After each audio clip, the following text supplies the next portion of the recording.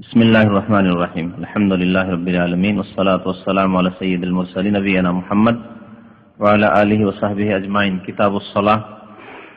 আন জাবির ইবনে আব্দুল্লাহ ওয়া আবি সাঈদ রাদিয়াল্লাহু তাআলা আনহুমা সাল্লায়া ফি সাফিনাতি কায়িমিন। মহান আল্লাহ সমস্ত প্রশংসা দরুদ ও সালাম নাযিল হোক প্রিয় নবী মুহাম্মদ সাল্লাল্লাহু আলাইহি ওয়াসাল্লামের প্রতি। আল্লাহুম্মা সাল্লি আলাইহি আল্লাহুম্মা বারিক আলাইহি। লেখক বলছেন যে কিতাবুস সালাহ এই অধ্যায়ে বা পর্বে রয়েছে সালাত সম্পর্কে হাদিস, সালাত সংক্রান্ত, নামাজ সংক্রান্ত হাদিস। প্রথম হাদিস সহিহ বুখারী থেকে সংক্ষিপ্ত করে যা নিয়ে এসেছেন তা হচ্ছে জাবির ইবনে আব্দুল্লাহ এবং আবু সাঈদ খুদরি রাদিয়াল্লাহু তাআলা আনহুমা থেকে বর্ণিত। অর্থাৎ হাদিসটি দুইজন থেকে বর্ণিত, দুইজনেই এর সাথেই এই ঘটনা সম্পর্কিত। জাবির বিন আব্দুল্লাহ রাদিয়াল্লাহু তাআলা আনহুমা, বরং দুইজনেই সাহাবী। জাবিরও সাহাবী, তার আব্বা আব্দুল্লাহ রাদিয়াল্লাহু তাআলা আনহু, সবাই সাহাবী। আবু সাঈদ তিন সাহাবী, তাহলে এখানে রাদিয়াল্লাহু তাআলা আনহুমা না বলে রাদিয়াল্লাহু আনহুম বলা উচিত। হ্যাঁ, ঠিক আছে। তাদের সকলের উপর আল্লাহ রাজি হয়ে যান। জাবির রাদিয়াল্লাহু তাআলা এবং তার পিতার ঘটনা রয়েছে। উহুদের যুদ্ধ যেদিন শুরু হবে সকালে, তার আগের রাত্রে আব্দুল্লাহ বিন হারাম, জাবির বিন আব্দুল্লাহ বিন হারাম রাদিয়াল্লাহু তাআলা আনহুমা, আব্দুল্লাহ বললেন তার ছেলেকে ডেকে, ছেলে তখন নতুন নতুন সাবালক হয়ে উঠেছে, হয়তো 13-14 বছর বয়স, সাবালক হতে যাচ্ছে এই সময়। দেখে কিছু ওসিয়ত করলেন। প্রায় 9 জন মেয়ে ছিল আব্দুল্লাহ রাদিয়াল্লাহু তাআলা। জাবিরের 9 জন বোন ছিল, আর বোনগুলি বড় বা ছোট, আর জাবির যুবক মানুষ, এখন যুবক হতে যাচ্ছে, বেশি বয়স হয়নি। উপদেশ দিলেন যে বাবা, আমার মনে হচ্ছে যে কালকে আর আল্লাহ রাস্তায় জিহাদে গিয়ে ওহদ থেকে ফিরে আসবো না। মনে হচ্ছে যে কালকে আমি আল্লাহ রাস্তায় মাকতুল হয়ে যাব, আমাকে আল্লাহ রাস্তায় হত্যা করে দেওয়া হবে, শহীদ হয়ে যাব। যদি শহীদ শব্দ কারো জন্য সার্টিফিকেট দেওয়া ঠিক নয়, সেই জন্য অন্য ভাষাগুলি আমি প্রয়োগ করছি, কিন্তু আমাদের দেশীয় ভাষা হচ্ছে দুনিয়ার গরজে মরেও শহীদ। হ্যাঁ, তো হয়তো কালকে আমি মারা যাব, কালকে আর জিহাদের ময়দান থেকে ফিরে আসবো না, আর তোমার 9টি বোন থাকছে, তাদের দেখাশোনা করবে, আমার উপর অনেক ঋণ আছে, অনেক ঋণ ছিল, তো ওই ঋণগুলি কি করে সারবে, পরিশোধ করবে, এগুলি উপদেশ দিলেন। খেজুর বাগান আছে, খেজুর বাগান থেকে যা উঠে আসবে তা দিয়ে ঋণ পরিশোধ হবে না, সুতরাং এক কাজ করিও, যখন খেজুর বাগান থেকে খেজুরগুলিকে কেটে মেরে এক জায়গায় সারিয়ে দিবে, তখন নবী করিম সাল্লাল্লাহু আলাইহি ওয়াসাল্লামকে ডাকি দিয়ে লোকজনকে পরিশোধ করে দিবে। যাই হোক, বড় ঘটনা রয়েছে কেমন করে পরিশোধ করলেন। নবী সাল্লাল্লাহু আলাইহি ওয়াসাল্লাম আসলেন, আসার পরে বরকতের দোয়া দিলেন। নবী সাল্লাল্লাহু আলাইহি ওয়াসাল্লাম চলে এসে তখন যারা ঋণ যারা পাবে তাদের মন গরম। নবী সাল্লাল্লাহু আলাইহি ওয়াসাল্লামকে ডেকে নিয়েছে, এখন তার বেশি চাওয়া যাবে না, যা দিবে তাতেই খুশি হয়ে দিতে হবে। মন খারাপ তাদের অনেকের, সবাই তো একরকম মনের না। তারপরে না, যে অধিকার পাবো, ওর বাবাকে ধার দিয়েছি, সবাই চায় যে আমি যা দিয়েছি তাই পুরা নেব। তো যাই হোক, রাসূলুল্লাহ সাল্লাল্লাহু আলাইহি ওয়াসাল্লাম বরকতের দোয়া করলেন এবং শাড়ির উপরে বসে গেলেন, খেজুরের শাড়ির বসে গেলেন, আর বললেন মেপে দাও। এখন মেপে দিতে শুরু করা হলো। দিতে দিতে দিতে দিতে মাশাআল্লাহ সমস্ত যারা ঋণওয়ালা, ঋণ দিয়েছিল, ঋণদার ব্যক্তি, সবকে দিয়ে দেওয়া হলো, পরিশোধ করে দেওয়া হলো। জাবির রাদিয়াল্লাহু তাআলা আনহু বলছেন যে কোনদিনই পুরা হইতো না, ঋণ পরিশোধ হইতো না, যে খেজুর বাগান থেকে এসেছে কোনদিন ঋণ পরিশোধ হইতো না, কিন্তু নবী সাল্লাল্লাহু আলাইহি ওয়াসাল্লামের দোয়া, মুজিজা, অলৌকিকত্ব, আল্লাহ পাকের বরকত, ঋণ পরিশোধ করা হয়ে গেল। দিয়ে দিয়ে তো শাড়িগুলি এদিক সেদিক হয়েছে ছিটে, সবগুলি বলে আবার করো, এক জায়গায় করো, আবার শাড়ি লাগাও। দেখা গেল যে তারপরেও ঋণ পরিশোধ করে দিয়ে দেখছি যে আগে বেশি ছিল না, এখন বেশি ছিল, বুঝতেই পারছি না। হ্যাঁ, নবী সাল্লাল্লাহু আলাইহি ওয়াসাল্লামের জামানার এগুলি ঘটনা। তো যারা হকের ওপর থাকে, আল্লাহ পাকের পক্ষ থেকে এরকম মদদ হয়, আল্লাহ পাকের পক্ষ থেকে বরকত হয়। এই জাবির রাদিয়াল্লাহু তাআলা এবং তার পিতা আব্দুল্লাহ রাদিয়াল্লাহু তাআলা প্রথমে শহীদ হয়ে গেছেন। ওহদের মাঠে গিয়ে প্রথমেই যুদ্ধ শুরু হতেই কাফেরদের হাতে শহীদ হয়ে গেছিলেন, যেমন বলেছিলেন তেমনই শহীদ হয়ে গেছিলেন। আমাদের দেশের ভণ্ডরা এইরকম যদি হয়, আরে বাপরে, আল্লাহ বিরাট বলি, বিরাট বলি। তো অনেক সময়, প্রথম কথা, অনেক সময় মানুষ অবস্থা দেখে ভবিষ্যৎবাণী করে নিজের সম্পর্কে, অন্য সম্পর্কে, অনেক সময় ঠিক হয়ে যায়। দেখছি জিনিস তারপরে সবচেয়ে বড় ওলি সাহাবায়ে কেরাম, আম্বিয়া কেরামের পর সবচেয়ে বড় ওলি আল্লাহ পাকের। তারাও গায়েব জানতেন না, যে তিনি গায়েব জেনে বলেছেন যে আমি কালকে একবারে নিশ্চিত শহীদ হয়ে যাব না, কিন্তু মনে হচ্ছে আমি দুর্বল মানুষ আর মনে হচ্ছে যে আর ফিরে আসবো না, বলতে পারে। অনেকে অসুস্থ থাকলে মনে হয় বাঁচবো না, তাতে মরে গেল, কি বলবেন যে গায়েব জানে? সে কল্পনা জল্পনা করে একটা অনুমান করে বলেছিল, তাই হইল। আবু সাঈদ খুদরী রাদিয়াল্লাহু তাআলা আনহু বর্ণনা করেছেন এবং জাবির বিন আব্দুল্লাহ রাদিয়াল্লাহু তাআলা আনহু বর্ণনা করেছেন। এই দুইজনে, অর্থাৎ জাবির, আব্দুল্লাহর ছেলে জাবির এবং আবু সাঈদ, দুইজনে সাল্লায়া ফিস সাফিনাতি কায়েমাইন, দুইজনে পানি জাহাজে সালাত আদায় করেছেন, পানি জাহাজে নামাজ আদায় করেছেন দাঁড়িয়ে। কায়েমাইন তাসমিয়া, দুইজন যেহেতু সেজন্য কায়েমাইন, এটি হাল, আরবি গ্রামার বলা হয় হাল। দাঁড়ানো অবস্থায় তারা কি করেছেন? সালাত আদায় করেছেন, নামাজ আদায় করেছেন পানি জাহাজে। তো পানি জাহাজে, স্টিমারে, লঞ্চে, অর্থাৎ এর সফর বা নৌকোতে স্থির হয়ে মোটামুটি দাঁড়াতে পারবে। স্থির হয়ে যদি দাঁড়াতে পারে আর পড়ে যাওয়ার আশঙ্কা না থাকে, তাহলে দাঁড়িয়েই নামাজ পড়ে, যেমন সাহাবায়ে কেরামের এই আমল প্রমাণ করে। কিন্তু যদি এমন সওয়ারি হয়, এমন যানবাহন হয়, সে স্থলের হোক অথবা পানির হোক অথবা আকাশ পথের সফর হোক, উড়োজাহাজে হোক, যদি দেখা যায় না দাঁড়িয়ে থাকা যাবে না, তাহলে তখন বসে নামাজ পড়বে। আজকাল এরোপ্লেনে দাঁড়িয়ে নামাজ পড়তে অসুবিধা আছে? কোনো অসুবিধা নেই, আমি বহুবার নামাজ পড়েছি। দাঁড়িয়ে নামাজ পড়া বরং বাস ট্রেন চাইতেও বেশি আরাম উড়োজাহাজে। পানি জাহাজ হয়তো ঝাঁকানি খেতে পারে, আপনারা ফেরিতে সফর করেছেন অথবা লঞ্চে সফর করেছেন, তো লঞ্চে সফরকালে যদি দাঁড়ানো যায়, দাঁড়ার মতো জায়গা আছে, তাহলে দাঁড়িয়ে নামাজ পড়বে। কিন্তু দাঁড়ার মতো জায়গা নেই, হয়তো আপনার সিটেই নামাজ পড়তে, অন্য কোনো জায়গায় দাঁড়িয়ে নামাজ পড়া যাবে না, হয়তো পানি হয়ে আছে, তাহলে সেখানে তখন বসে নামাজ পড়বে। এক কথায় যদি দাঁড়িয়ে নামাজ পড়া সাওয়ারিতে সম্ভব হয়, তাহলে বসে নামাজ পড়া যাবে না, কারণ নামাজ পড়ার জন্য একটি ফরজ হচ্ছে কিয়াম। আল্লাহ পাক বলেছেন কুমু লিল্লাহি কানিতিন, তোমরা আল্লাহর সামনে অনুগত হয়ে দাঁড়াও। নামাজের কথা এখানে বলা হয়েছে, হাফিজু আলাস সালাওয়াতি ওয়াস সালাতিল উসতা ওয়া কুমু লিল্লাহি কানিতিন। নামাজের পরে আল্লাহ পাক কুমু বলেছেন, কিয়ামের কথা বলেছেন। কিয়াম করা, দাঁড়িয়ে নামাজ পড়া ফরজ নামাজ, ফরজ নামাজের জন্য দাঁড়িয়ে নামাজ পড়া শর্ত। আর একটি মাসলা হচ্ছে যে যানবাহনে নামাজ পড়তে হবে, বিলম্ব করা যাবে না। যে আজকালকার অধিকাংশ মানুষ করে, সফর করছে, লঞ্চে সফর করছে, ফেরিতে সফর করছে, বাসে সফর করছে, ট্রেনে সফর করছে, আচ্ছা নেমে ওখানে গিয়ে নামাজ পড়ছে। কোথায় জোহরের নামাজ, আসরের নামাজ, এশায় পড়ছে, অথবা ফজরের নামাজ গিয়ে জোহরে পড়ছে, জায়েজ নাই, গুনাহগার হবে, গুনাহগার হবে। শুধু গুনাহগারই হবে না, বরং ইমাম ইবনে তাইমিয়া রাহমাতুল্লাহ বলেছেন যে এরকম নামাজই কবুল হবে না। কারণ শরীয়তে যেখানে অনুমতি নেই সেখানে নামাজ বিলম্ব করলো, এইরকম কাজার অনুমতি শরীয়তে নেই। আমাদের আলেম ওলামাদের সংশোধনের প্রয়োজন আছে, তারা কিন্তু অনেকে এরকম কাজ করেন। ট্রেনে লম্বা সফর করছে অথবা বাসে সফর করছে, পড়লো না, 10 ঘন্টা 12 ঘন্টা 14 ঘন্টা সফর করে পরে এসে 5 ওয়াক্ত 6 ওয়াক্ত কাজা করছে, এরকম নামাজ হবে না। কারণ নবী সাল্লাল্লাহু আলাইহি ওয়াসাল্লাম কাজার কথা বলেছেন দুটি ক্ষেত্রে। কোন ক্ষেত্রে? ঘুমের ক্ষেত্রে এবং ভুলে যাওয়ার ক্ষেত্রে। ভয় না, ভয়ের ক্ষেত্রে নামাজ পড়তে হবে। ভয়ের ক্ষেত্রে কোথায় বিলম্ব করা যাবে, কাজা করা যাবে? ভয়ের ক্ষেত্র, যুদ্ধের মাঠের চাইতে ভয়ের ক্ষেত্র আর কোথাও আছে নাকি? যুদ্ধের মাঠে নবী সাল্লাল্লাহু আলাইহি ওয়াসাল্লাম, সাহাবায়ে কেরাম তারা কেমন নামাজ পড়েছেন? ওই অবস্থায়, যুদ্ধ চলা অবস্থায় নামাজ পড়ার কথা রয়েছে। বিভিন্ন তরিকা, 7-8 রকম তরিকা রয়েছে, এবং এই সম্পর্কে বিস্তারিত নামাজের তরিকা আবু দাউদে পাবেন। কেউ যদি আবু দাউদের হাদিস পড়ে, তাহলে তাতে যতগুলি তরিকা আছে প্রায় তরিকাগুলি চলে এসেছে। যুদ্ধের মাঠে, রণক্ষেত্রে, যুদ্ধ চলাকালীন যে নামাজ পড়তে হয়, এমনকি যুদ্ধ চলছে সে অবস্থায় নামাজের রক্ত পার হয়ে যাওয়ার আশঙ্কা আছে, নামাজ পড়তে হয়। জামাত নেই, আপন আপন নামাজ পড়েন। অস্ত্র চলছে, প্রস্তুত আছেন, লড়াই করছেন, নামাজ পড়েন।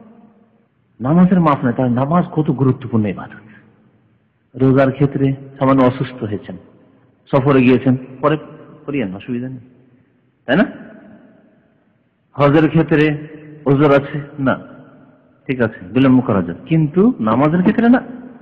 নামাজ যে কোনো অবস্থায়, যতক্ষণ হুঁশ আছে, বেহুশ না, জ্ঞান শূন্য না, নামাজ ফরজ, নামাজ পড়তে হবে। দাঁড়িয়ে নামাজ পড়ো, দাঁড়িয়ে না পারলে বসে পড়ো, বসে না পারলে শুয়ে পড়ো, নবী করিম সাল্লাল্লাহু আলাইহি ওয়াসাল্লাম বলেছেন।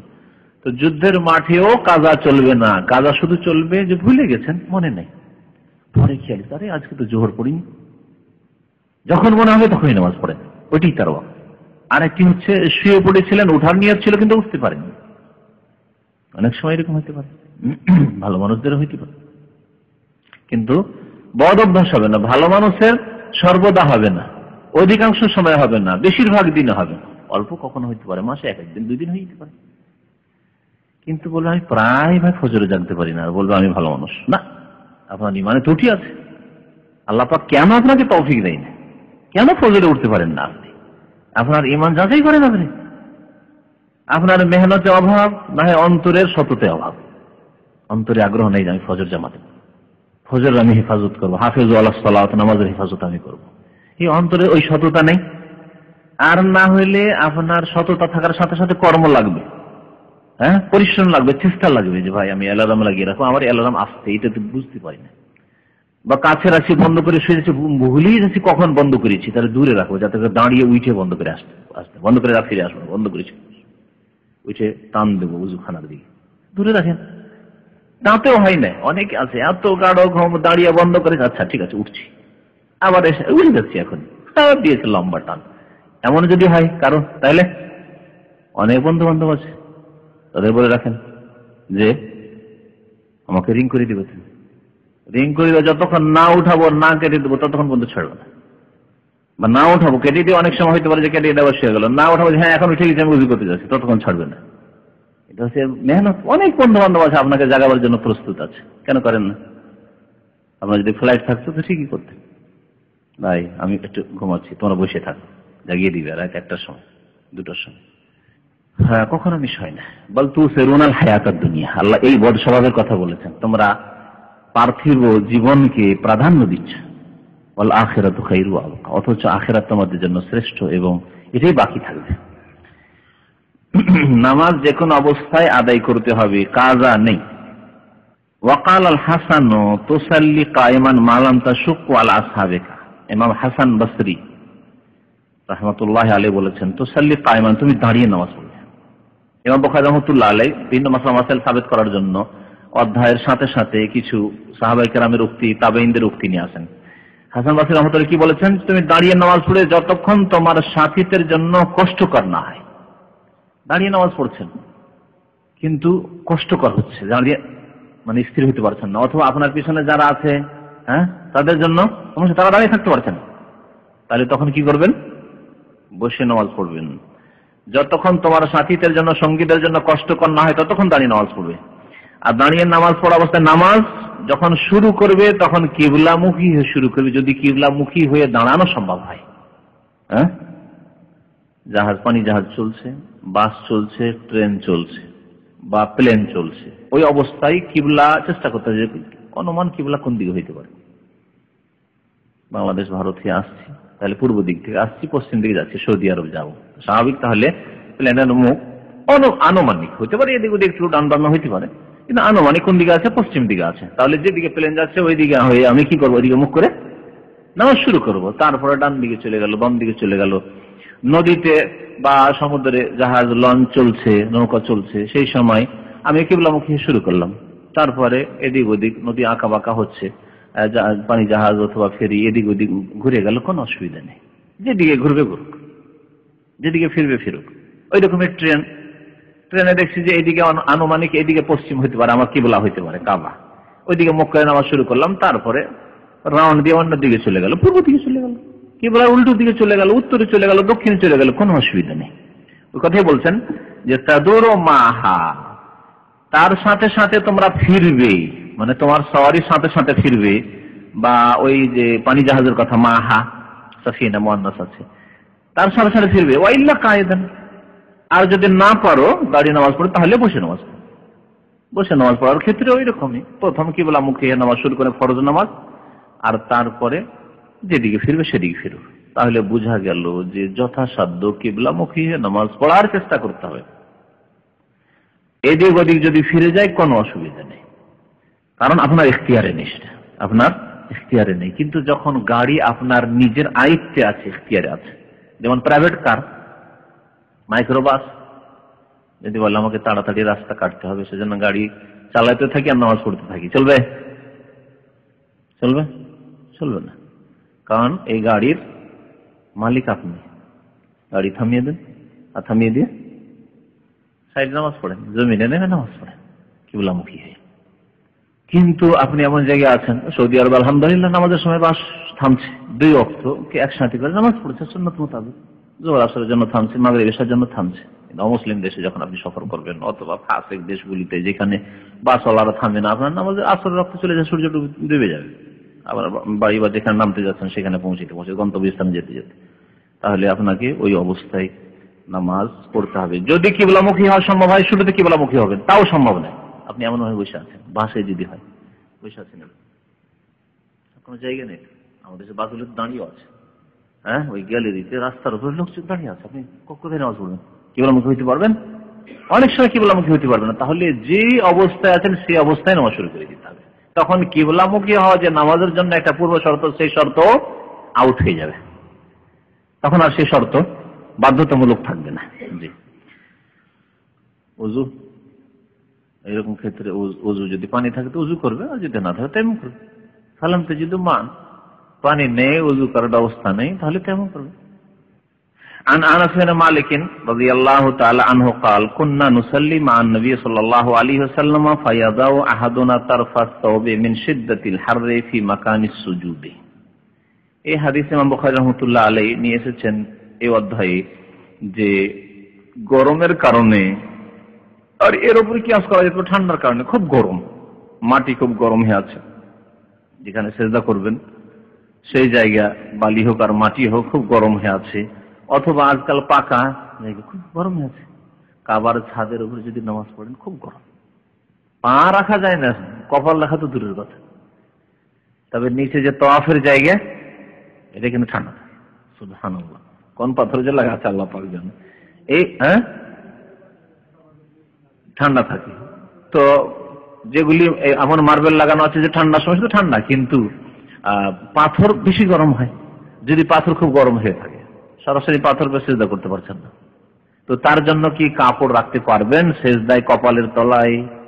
হ্যাঁ, সেজদা করার সময় সে কাপড় এক্সট্রা কাপড় হোক, অথবা আপনার কাছে এক্সট্রা কাপড় নেই, আপনার একটা শরীরে চাদর আছে, কারণ এটা যদি রেখে দিতে আমি খালি গায়ে হয়ে যাবো, আমার কাঁধ ঢাকা জরুরি, তাহলে গায়ে আছে আমার কাঁধ ঢাকা হচ্ছে, আর সেজদা যাওয়ার সময় রেখে দিলাম, সেজদা করলাম, এটা আর একটা তরিকা, দুটোই জায়েজ আছে। যেমন এই কাপড় আছে, এটাকে আমি খুলে রেখে দিতে পারবো, কারণ এটা আমার গায়ে রাখা কোনো সুন্নত কাজ নাই, জরুরি কাজ নাই, আমার শরীর ঢাকা আছে, ঠিক না?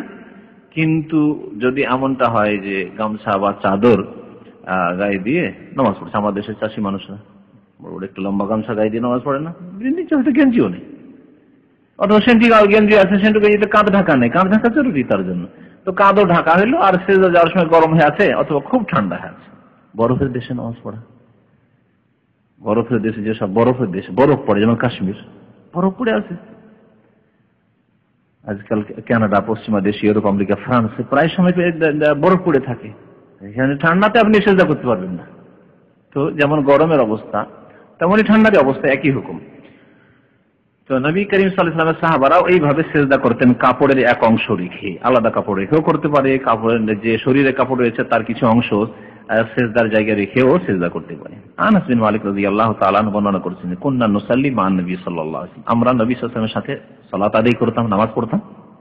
ফায়াদাউ আহাদুনা তারাফাস সাওবি, আমাদের কোন সাহাবী কি করতেন, কাপড়ের এক কিনারা রেখে দিতেন। তারাফ মানে কিনারা, তারাফ মানে হচ্ছে একটা কিনারা, এক দিক, আর হারফ মানে কিনারা। হারাফ আর তারাফ, আরবিতে এই সৌন্দর্যটা আছে, দেখেন, রা আর ফা আছে, আর তার আগে হা আছে, তাই না? হারাফ, হারাফ মানেও কিনারা, আর তারাফ মানেও কিনারা হয়। কোরআনে কারীমে আছে, ওয়ামিনান নাসি মান ইয়াবুদুল্লাহ আলা হারফিন, কিছু মানুষ আছে ইবাদত করে কিন্তু সাইড কেটে। কেমন সাইড কেটে ইবাদত করে? নামাজি হয়েছে, ইসলামিক সেন্টারে এসে ইলম শিখছে, কিন্তু স্বার্থ নেই, যদি আমার এই স্বার্থটা হাসিল হয়, আমি যাচ্ছি, এখানে কিছু বন্ধু বান্ধব হবে, আর আমার চাকরিটা কি নেই, চাকরিটা যদি হয়ে যায় তো ভালোই হলো, আর না হলে আমার যাওয়ার দরকার নেই। নামাজ ধরেছি, কারণ কফিল ভালো মানুষ, যদি কফিল ভালোভাবে বেতন সেতন দেয়, হ্যাঁ, তাহলে ঠিক আছে, এই জন্য নামাজ ধরেছি, ভালো করে নামাজ পড়ছি। কফিল ভালো হলো না, অথবা কফিল দেখি কফিলকে নামাজ পড়ে একটু খুশি করে রিলিজটা নিতে পারি, তানাজুলটা নিতে পারি। এদের সম্পর্কে আল্লাহ আবদুল্লাহ আল্লাহ হারফিন, কিছু লোক আছে আল্লাহর ইবাদত করে কিন্তু আল্লাহ হারফিন, এক সাইড কেটে, এক কিনারায় থেকে, অন্তর থেকে খুলুসাতের সাথে আল্লাহ আমাকে এই জন্যই পয়দা করেছে নামাজ পড়ার জন্য, রোজা রাখার জন্য, ইবাদতবন্দি করার, না ওই রকম না, ও স্বার্থ রেখে ইবাদতবন্দি কর, এলেম শিখা, আমল করা, নামাজ রোজা, এসব স্বার্থের জন্য।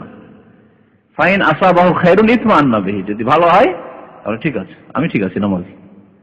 হ্যাঁ, এরকম এক শ্রেণীর লোকের দাড়ি রাখা এরকম স্বার্থের জন্য দাড়ি টাড়ি রেখেছিল, গরজ পুরা হইলো তো হইলো, ঠিক আছে, আর গরজ পুরা হলো তো যে কারণে দাড়ি রেখেছিলাম ওটা তো হইলো না, বাদ দাও।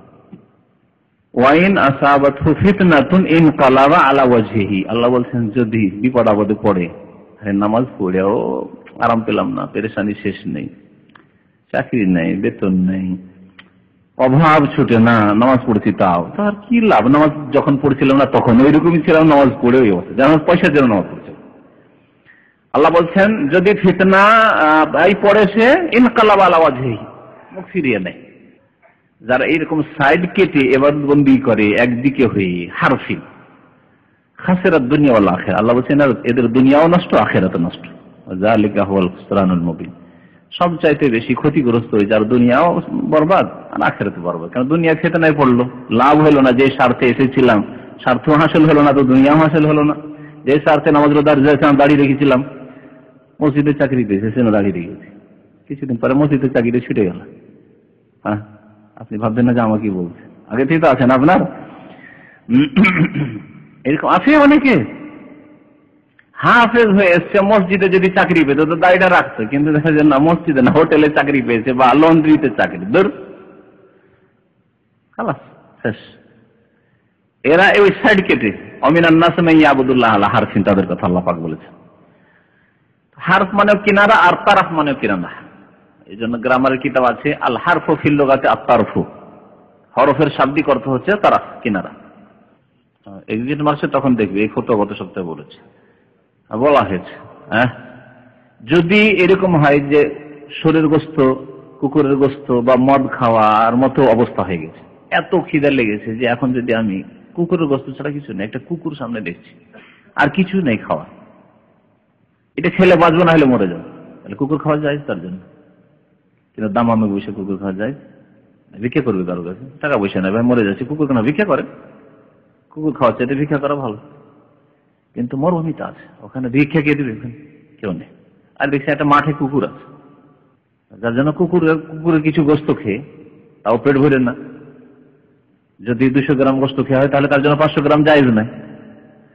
এটা হচ্ছে ইজতিরারি অবস্থা, বাধ্যতামূলক যদি হয়।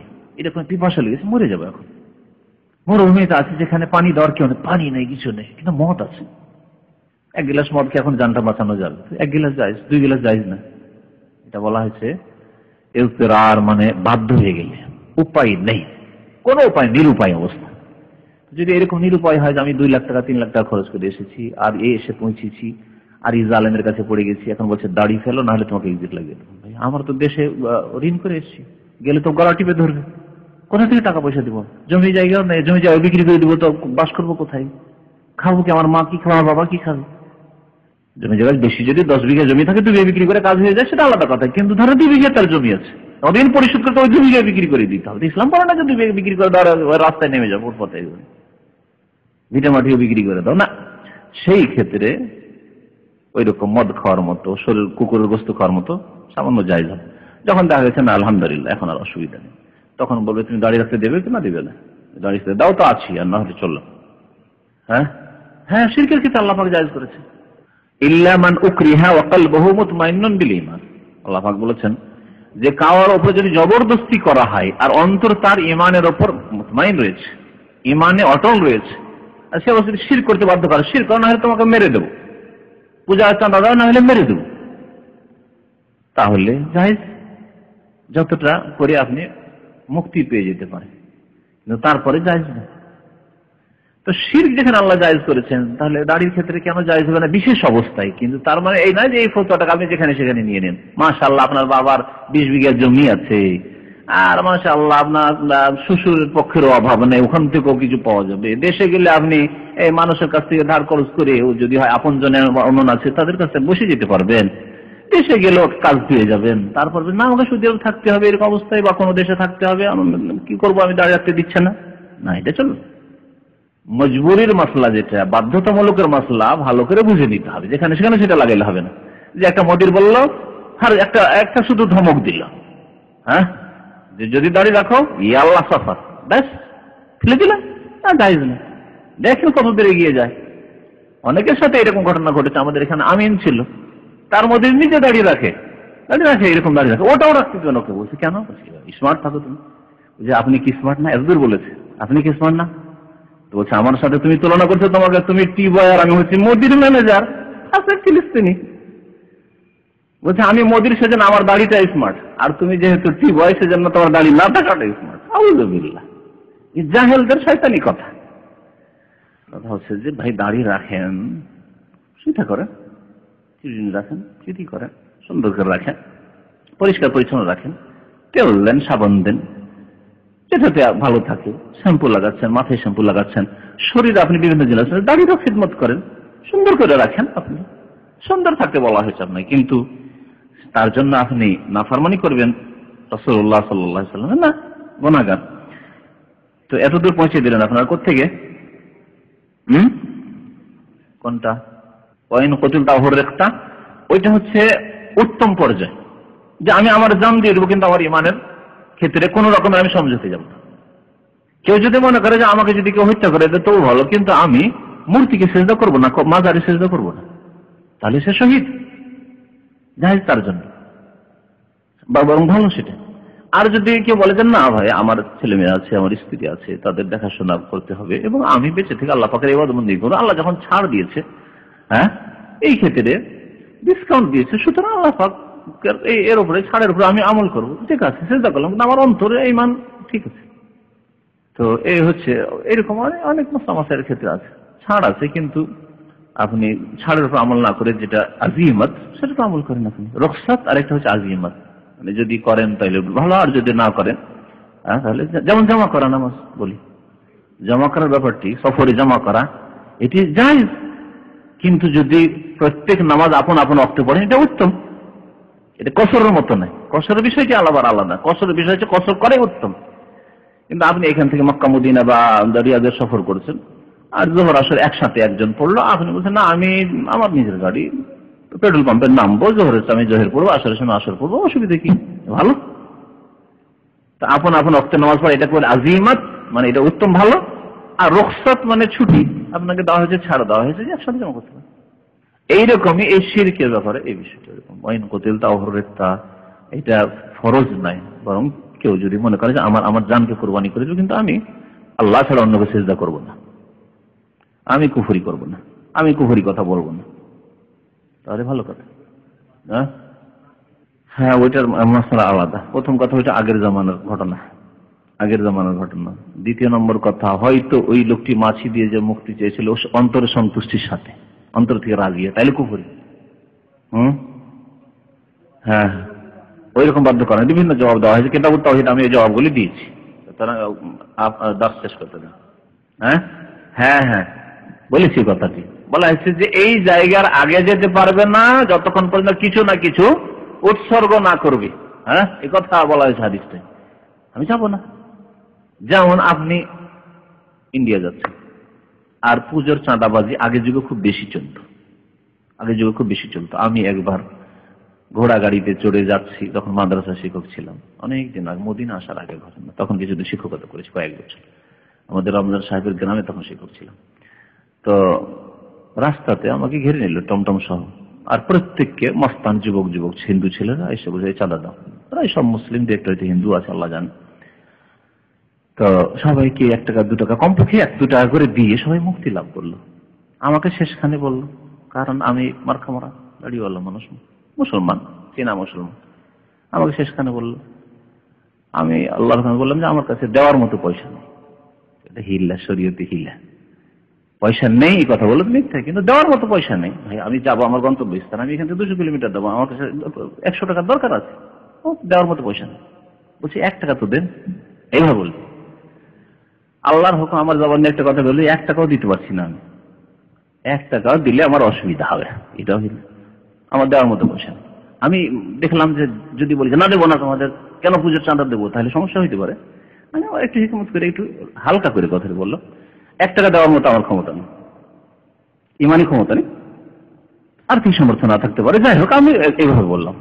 শেষে ওরা একটু তাকিয়ে থেকে থাকলো, এক উপরের দিকে তাকাইলো, 2-4 জন মুসলমানকে বললো ছাড় ছাড়, চলে গেল। আলহামদুলিল্লাহ জিন্দগি থেকে পড়েছে। তারপরে হাইকোর্টের, কলকাতায় হাইকোর্টের একটা আইন হয়েছে যে কোন মুসলিমকে অথবা কোন অন্য জাতিকে, মানে হিন্দুরা অন্য জাতির উপর চাপ সৃষ্টি করে চাঁদা নিতে পারবে না, হলে বড় কেস হবে। হাইকোর্ট থেকে নিষেধ করা হয়েছে। তারপর থেকে একটু ক্ষান্ত হয়েছে।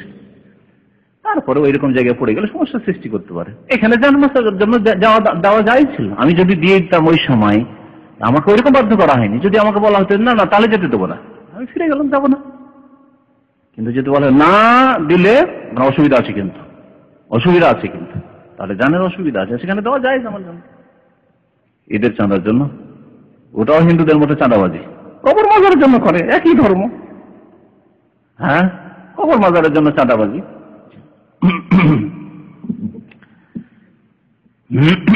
তো কি বলছেন যে আমরা রাসূলুল্লাহ সাল্লাল্লাহু আলাইহি ওয়াসাল্লামের সাথে নামাজ পড়তাম, ফায়াযাও আহাদুনা তারাফা সাওবে, কাপড়ের কিনারা আমরা রেখে দিতাম, বা আমাদের কেউ কেউ রাখতো, মিন শিদ্দাতিল হাররি, আহাদুনা মানে আমাদের কেউ, হ্যাঁ, মিন শিদ্দাতিল হাররি, কেন? বেশি গরম, অতিরিক্ত গরম হওয়ার কারণে। কোন জায়গায় রাখতো? ফি মাকানি সুজুদে, সিজদার স্থানে, সিজদার জায়গায়। তো এই হচ্ছে হাদিস। বুখারী শরীফে এই হাদিসটি 385 নম্বর হাদিস, 385 নম্বর হাদিস। তো তাহলে এই হাদিস দ্বারা বোঝা গেল যে গরমের সময় কাপড় রেখে কাপড়ের উপর সিজদা করা যাবে, ঠান্ডা বস্তু রেখে। এইরকমই যদি যেমন বললাম বরফ থাকে, তো বরফ থেকে বাঁচার জন্য, ঠান্ডাতে অতিরিক্ত ঠান্ডাও কষ্টকর, বাঁচার জন্য কাপড় বা কোনো কিছু রেখে সিজদা করা যাবে। আনাস রাদিয়াল্লাহু তাআলা আনহু থেকে বর্ণিত, নবী করিম সাল্লাল্লাহু আলাইহি সাল্লাম একবার কিবলার দিকে বা কিবলাই কাশ দেখলেন। কাশ, রাআ নুখামাতান ফিল কিবলাতে, নখামা বলা হয় যা করলেন আর করে বুক থেকে বেরিয়ে আসলো অথবা মাথা থেকে বেরিয়ে আসলো, এটাকে কাশ বললেন। আর নাক থেকে যেটা বেরিয়ে আসে এটাকে পোঁটা বলে, এটার নাম হচ্ছে মুখাত, আরবিতে হচ্ছে মুখাতুন। আর থুথু যেটা মুখ থেকে বেরিয়ে আসে, থুথু, সেটা হচ্ছে বোসাক বা বোজাক, এগুলো হচ্ছে আরবি। তাহলে থুথুর আরবি দুটি বললাম, বোজাক যেটা হাদিসে এসেছে, বাজাকা ইয়াবজুকু, আর বাসাকা ইয়াবসুকু। বাজা কাফ, বাজা কাফ মানে কাফ মানে থুথু, আর বা সাদ কাফ এটার মানে থুথু, বাসাকা। বোজাকুন বা বোসাকুন দুটোর মানে থুথু।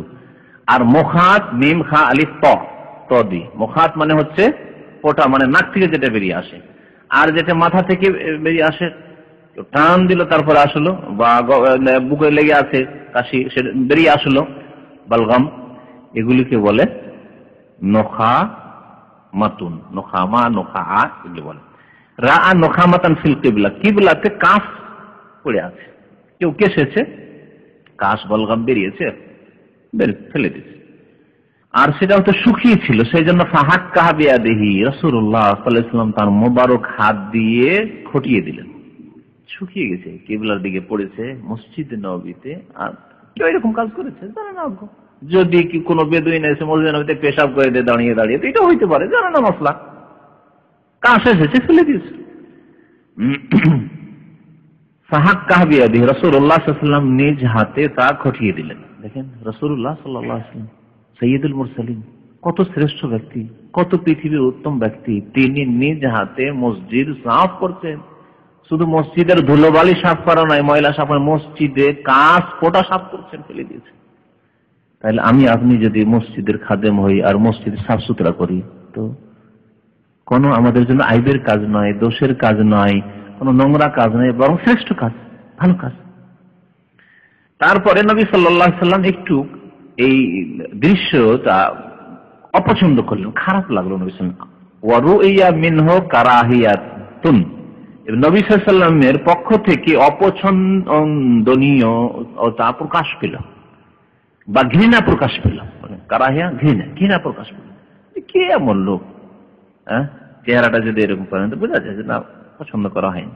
নবী সাল্লাল্লাহু আলাইহি ওয়াসাল্লামের চেহারা মোবারক দেখে মনে হয় যে নবী সাল্লাল্লাহু আলাইহি ওয়াসাল্লাম এই অবস্থাটা খারাপ মনে করলেন। কে লোক, জাহেল মূর্খ লোক যে এরকম করে কিবলা, মসজিদের কিবলার দিকে, মসজিদের দেয়ালে, নবী সাল্লাল্লাহু আলাইহি ওয়াসাল্লামের মসজিদের কি দেয়াল কিসের ছিল? খেজুর পাতা।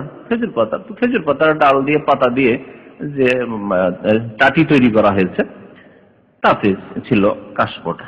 দেখে ঘৃণা লাগলো নবী সাল্লাল্লাহু আলাইহি ওয়াসাল্লাম। আও রুইয়া কারাহিয়াতুহু লিযালিকা, মানে বর্ণনাকারী কি যে শব্দ বলেছেন, রুইয়া মিনহু কারাহিয়াতুন বলেছেন বা রুইয়া কারাহিয়াতুহু লিযালিকা, নবী সাল্লাল্লাহু আলাইহি ওয়াসাল্লাম যে এইটিকে ঘৃণা করলেন, খারাপ মনে করলেন, এটা মানে পরিলক্ষিত হইল। রুইয়া পরিলক্ষিত হইল, দেখা গেল, বুঝতে পারা গেল। অসিদ্দাতু আলাইহি, এবং নবী সাল্লাল্লাহু আলাইহি ওয়াসাল্লাম পুরো কষ্ট পেলেন, মনে হচ্ছে কেমন কাজ করেছে মসজিদের সাথে, বেয়াদবি।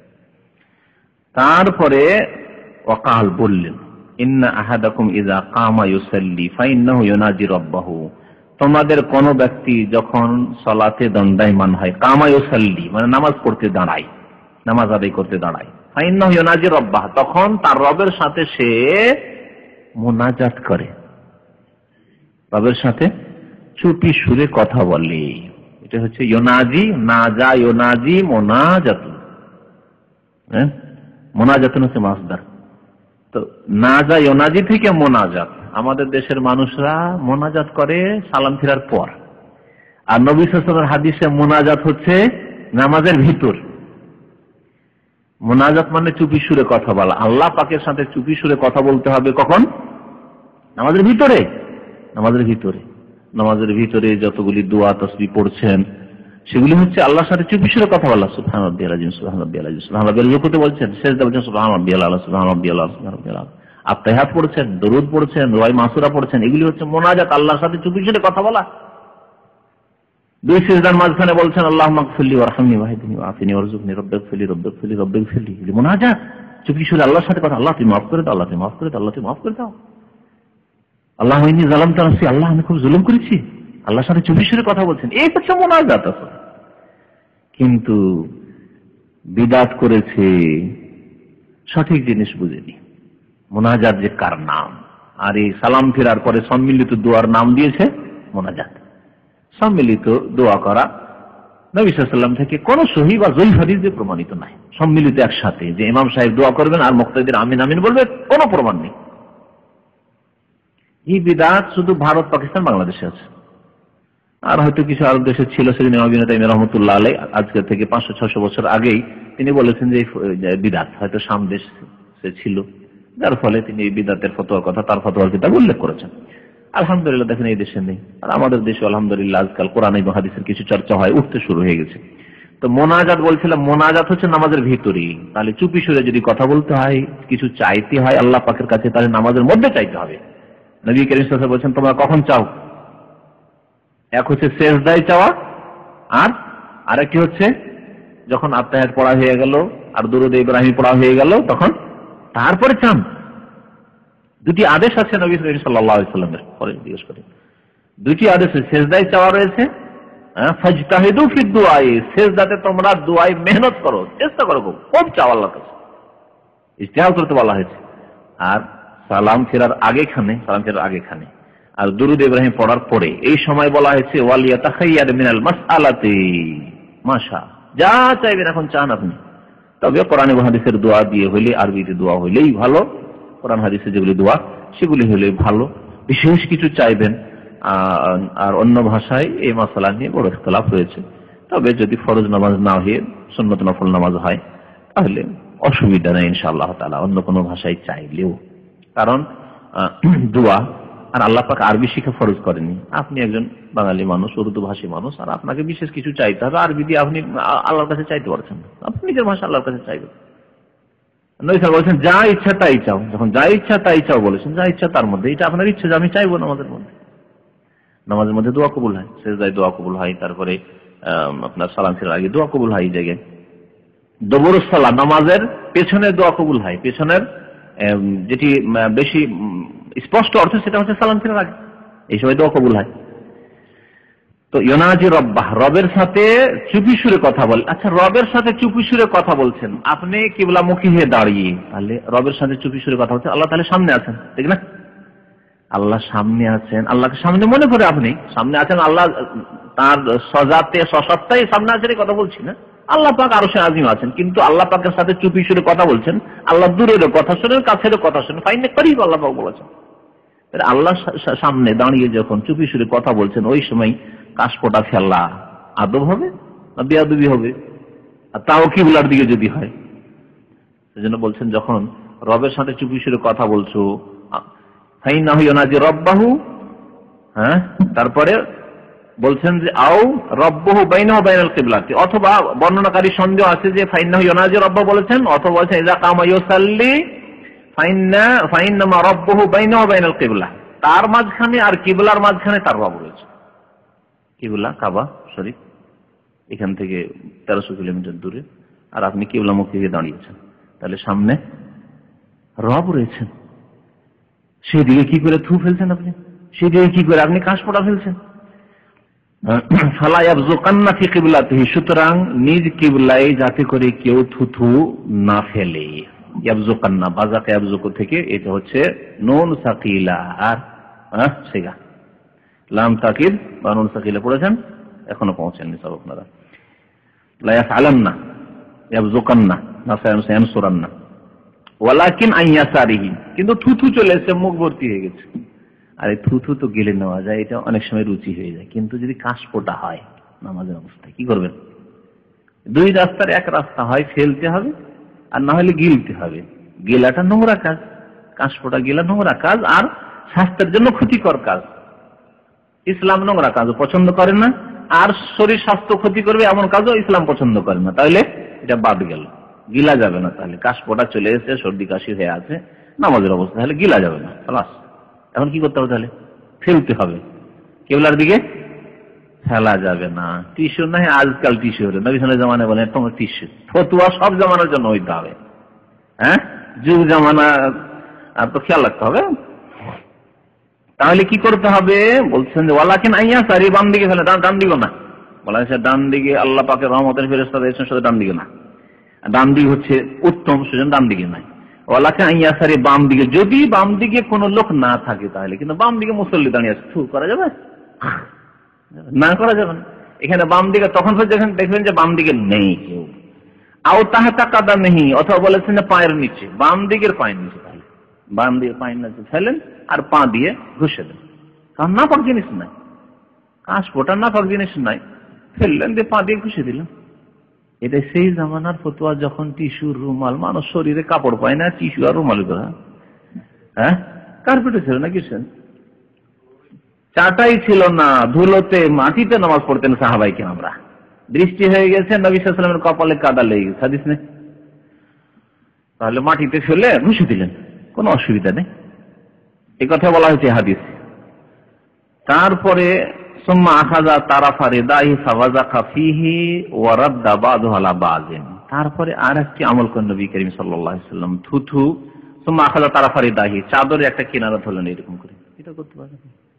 নিচে না ফেলে যদি গামছা টামছা আছে, গায়ে দিয়েছেন, অথবা আছে কাশপোটা চলে এসছে, এখানে ফেললেন, বা থুতু চলে এসেছেন, ফেলে দিলেন, ফেলে দিয়ে ব্যাস হয়ে গেল। ওইটাই করেছেন। সুম্মা আখাযা তারাফা রিদাহি, চাদরের এক কিনারা নিলেন, নবী সাল্লাল্লাহু আলাইহি ওয়াসাল্লাম ধরলেন, ফাওয়াজাকা ফিহি, তাতে থুতু ফেললেন, ওয়া রাদ্দা বাযহু আলা বাযিন, তারপরে এক অংশকে আর এক অংশের সাথে ঘুষে দিলেন। রাদ্দা মানে ঘুষে নেওয়া, এখানে রাদ্দা মানে ফিরিয়ে দেওয়া, কিন্তু এখানে রাদ্দা মানে ভাবার্থ হচ্ছে ঘুষে। এই করেন, এক হাতি করেন, দুই হাতি করেন, এইরকম করেন। ওয়াকালা, তারপরে বললেন আও ইয়াফআলু হাকাযা, অথবা এরকম করুক। তাহলে নাজায়েজ কয়টি হলো? গিলে নেওয়া বা ক্ষতিকর। নাজায়েজ একবার হারাম নাজায়েজ বলা যাবে না, কিন্তু ক্ষতিকর, সেই জন্য করবেন না, এটা অপছন্দনীয় কমপক্ষে বলবেন। কাশপোটা বিশেষ করে, থুতুর ব্যাপারটা অন্যরকম। তারপরেও থুতু যদি খুব বেশি বেশি আসে আর বারবার গিলে নেওয়া, বারবার মুখে আসছে আবার গিলছে, এটা না করে ফেলে দেওয়াই ভালো বাইরে। তো যদিও থুথু গিলা ছাড়া কোনো মানুষের উপায় নেই, আছে কি উপায় নেই, কাশ ফোটানো না। কি বললাম প্রথম তাহলে, যে কাশ ফোটা যদি হয় তো গিলবেন না, কারণ এতে স্বাস্থ্যের জন্য ক্ষতি রয়েছে, আর কাজটি নিকৃষ্ট কাজ, গিলবেন না, অপছন্দনীয়। ডান দিকে ফেলবেন না, সামনে ফেলবেন না, তাহলে এই তিনটি করবেন না। করবেন কি তাহলে, যদি কাঁচা মাটি থাকে আর বাম দিকে কেউ নেই তাহলে নিচে ফেলে দেন, ফেলে দিয়ে পা দিয়ে ঘুষে দেন বাম দিকে, এবং তাহাতা কাদানি বলা হয়েছে। আর না হলে বাম দিকের লোক আছে, অথবা আমি মাটিতে কেন ফেলবো, আমার কাপড় যেখানে আছে, আমার কাছে রুমাল আছে, কাপড় গায়ে আছে, অথবা রুমাল আছে, আমার নিজের রুমাল আমি ধুয়ে নেব, রুমালে ধরে নিলাম, হ্যাঁ ধরে নিয়ে রেখে দিলাম, কাশ ফোটা হোক বা কিছু। করিম সাল্লাল্লাহু আলাইহি ওয়াসাল্লাম আরেকটি হাদিসে বলেছেন, আল বুসাকু ফিল মসজিদে খাতিয়াতুন, মসজিদে থুতু নিক্ষেপ করা গুনার কাজ, গুনার কাজ। ওয়া কাফারাতুহা, ওর কাফারা, কেউ যদি থুতু ফেলে দেয়, দাফনুহা, ফেলে দিয়ে রেখে দিবেন না, হ্যাঁ নিশ্চিহ্ন করে দিবেন, পা দিয়ে ঘুষে হোক বা কোনো কিছু দিয়ে উঠিয়ে নিয়ে হোক, যেভাবে হোক না কেন তা মুছে ফেলে দেওয়া। সাল্লাল্লাহু আলাইহি ওয়া মুহাম্মদ ওয়া আলা আলিহি ওয়া সাহবিহি আজমাইন। কি বলে কোনটা?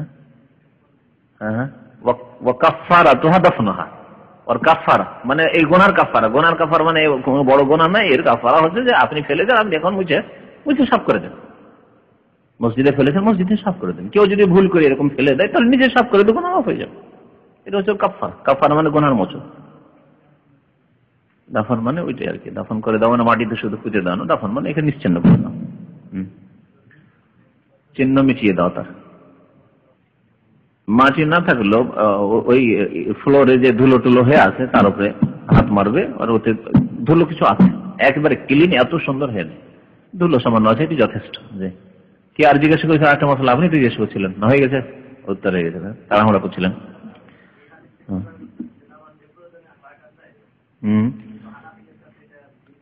নামাজে এই যে হরকত যায়, থুতু কাশ পোটা নিচ্ছেন, হ্যাঁ আজকাল আরো অনেক সময় কি করে, টিস্যু দিয়ে নাক পরিষ্কার করে, কিন্তু এটা বারবার নয়, এটা তো আবার অনেকে বাড়াবাড়ি করে। হয়তো আমার নাকে এত বেশি আসেনি যে আমার একবার বাইরে চলে আসবে, সামান্য একটু আছে, কিন্তু এতক্ষণ করেননি। আর নামাজে যেই গেছেন বারবার না, এটা বেয়াদবি। নামাজে এগুলো নিজেরও ডিস্টার্ব করা, অন্য ডিস্টার্ব করা, কিন্তু নাকের এখানে চলে আসছে, হ্যাঁ হ্যাঁ, তখন আপনি হালকা করে, এত জোরে একবার আওয়াজ দিয়ে না যে গোটা মসজিদ শুনলো যে হ্যাঁ কেউ নাক ঝাড়লো, এরকম না করে, এটা অবশ্য ঘৃণা লাগে, না করে নাক পরিষ্কার করে নেন, টিস্যুতে ধরে নেন, রুমালে ধরে নেন।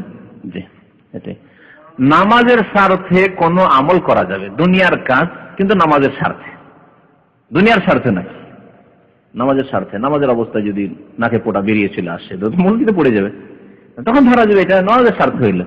মোবাইলে কল চলে এসছে, আমি ভুলে গেছিলাম মোবাইলটা বন্ধ করতে, তাহলে মোবাইলটা পকেট থেকে বের করলেন, একটা হরকত করলেন, পকেট বললেন, তারপরে আপনি হয়তো আইডিয়াটা, আপনি সুইচটা অফ করার সুইচটা খুঁজে পাচ্ছেন না, ওইরকম করতে করতে হয়তো আরো 2-4-5 বার বেজে গেল, ওর চাইতে ভালো আপনি দেখলেন, দেখাটা একটা আমল হয়ে গেল, কিন্তু নামাজের স্বার্থে।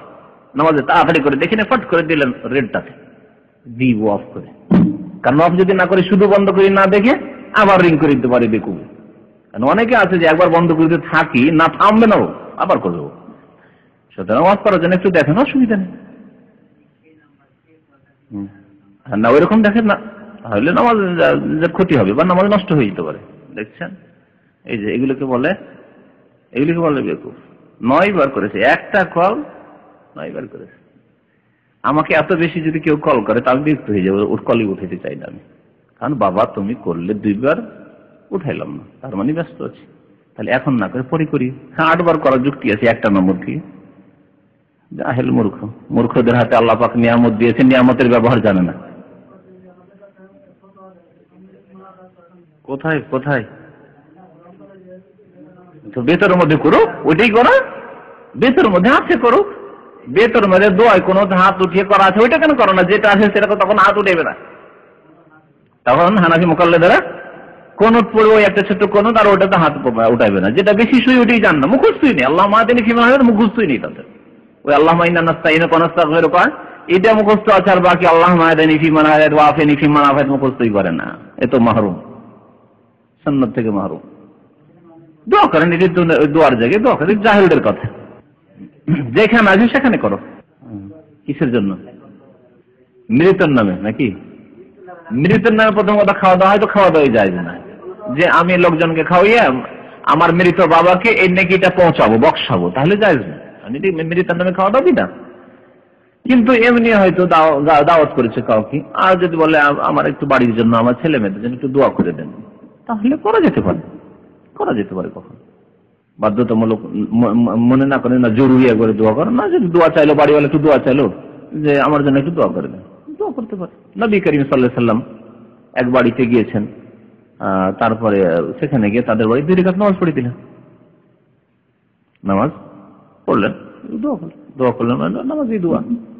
তো নামাজ পড়েছিলেন যে আমার এই জায়গাতে আমরা মুসাল্লা বানাবো, বুড়ি মহিলা ছিল, তো মুসাল্লা বানাতে এই জায়গায় আপনি যদি একটু নামাজ পড়তেন, নামাজ পড়লেন।